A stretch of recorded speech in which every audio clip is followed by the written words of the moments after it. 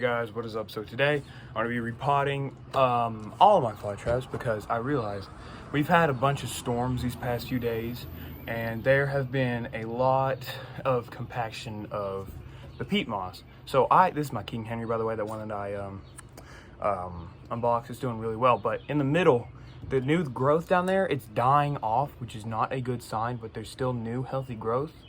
But whenever I took some distilled water and I poured it in there, and it pooled up. So I ordered a bunch of perlite and I mixed it with some of my peat moss. So I'm gonna be repotting this plant. It's doing really good, as y'all can see, but it's gonna be doing better whenever I move this. By the way, if you're ever gonna do this, keep your tags, because if you lose the tags, this is just gonna be a typical. And you lose track of it. So whenever I got this plant, it came with like this little thing of moss, so I'm gonna keep that. And the moss is spread a lot on there. As you can see, there's like a lot of moss, but I'm gonna keep that because I think the moss looks really nice. So all you're gonna do is you're gonna take the plant, hold it, and squeeze it, just shake it down, and there you go. I put a little bit of sphagnum moss in the bottom to make sure that the peat doesn't fall out. Mom's gonna kill me for doing this on her carpet, but whatever.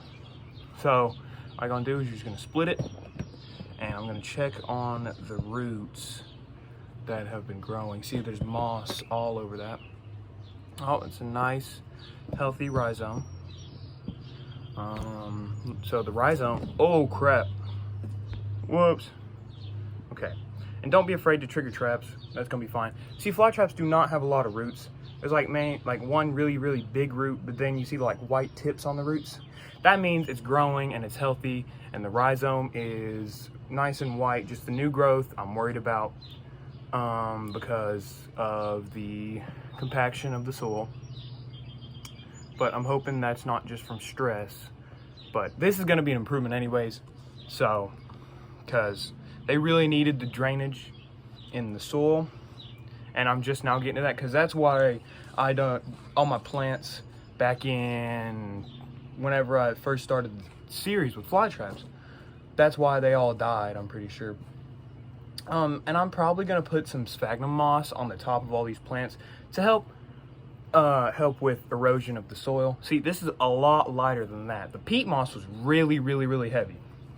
Oh, and I used about maybe 50%, 60% up there for the extra drainage. And I saw on Sarasota Northwest channel that if you use a high enough, or if you get the level of peat and perlite right, you can have a plant in the soil for up to 10 years. And they had a big old plant of King Henrys like this one, and it was massive and just full of plants. But they left theirs outside all year, all winter long, and just let it outside in the cold.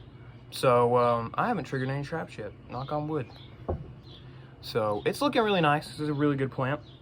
And so all you're gonna do, I just poke a hole in it and I just put the plant down in there. I'll make a bigger hole. So next year I'm gonna have to repot this into a bigger pot, because Venus flytraps like to stretch their legs out a lot. So all you gotta do is just tuck it in there, but don't like push it down in there. I've made videos on how to pot up Venus flytraps before, but I'm just doing this to help with the drainage, because that's all I'm mainly worried about. Because last year, or whenever I was first getting into fly traps, I did not care at all. So I just left them out and got rained on, and all the soil gets compacted. So I'm just gonna make sure the rhizome is covered too, because that's really important.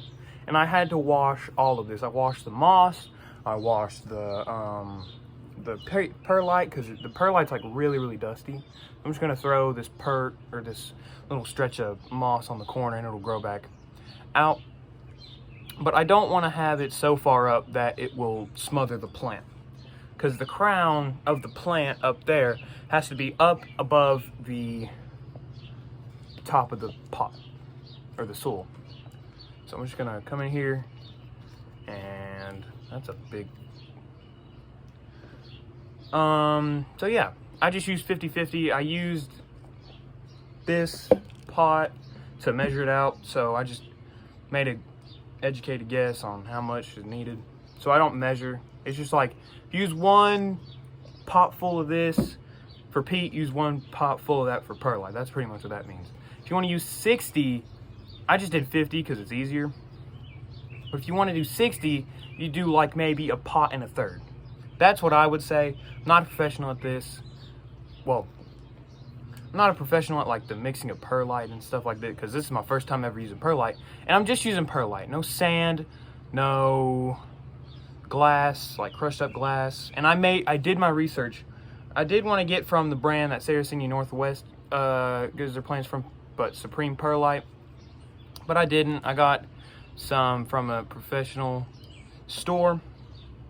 So yeah, this is the plant. It's repotted. Keep your name tags. Just gonna slip that back in there. Flip it. So this is just a quick little video. I'm gonna give y'all a little update on the fly traps. I'll flip the camera around. So here's the plant. It's doing okay. Here's all the other plants that I have to repot. This is a random Lowe's rescue from the Death Cube and Pitcher Plant update. This is, or not update, those pitcher plants, typical. That's my Dente, and this is my B52. I'm really proud of it, but this one also does not drain well, and it's got some pretty big traps on it. So I'm really proud of it, but whenever I repot, these plants are gonna be a little back off. So this is just a little update, and I'll see y'all later. Peace.